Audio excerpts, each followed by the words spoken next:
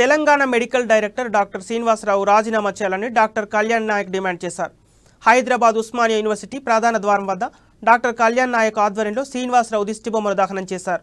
ఈ సందర్భంగా ఖమ్మం జిల్లా కొత్తగూడెంలో క్రిస్మస్ వేడుకల్లో హిందువుల మనోభావాలను దెబ్బతీసే విధంగా డిహెచ్ శ్రీనివాసరావు అనుచిత వ్యాఖ్యలు చేశారని మండిపడ్డారు.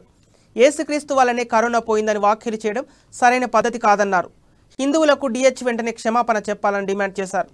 లేకపోతే భౌతిక దాడులు ఎదుర్కోలేక తప్పదని హెచ్చరించారు.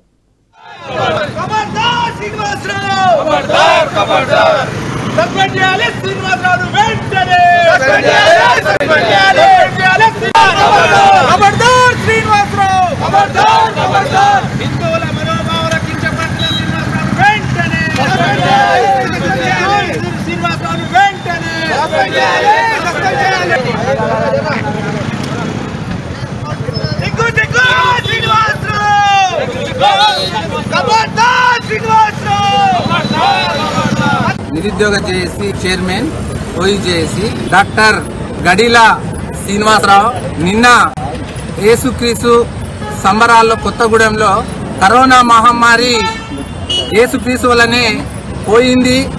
ఈ మహమ్మారి కావచ్చు, యేసుక్రీస్తే విశ్వ మానవాళికి దేవుడు. అదేవిధంగా దేవుడు ఎవరు కాదు, ఈ యేసుక్రీస్తు ప్రభు అనే దేవుడు అనే రెచ్చగొట్టే విధంగా ఒక doctor Telangana health director doctor Srinivasa Rao Telangana హిందువుల మనోభావాలు కించపరచకుండా ఒక ఉద్యోగం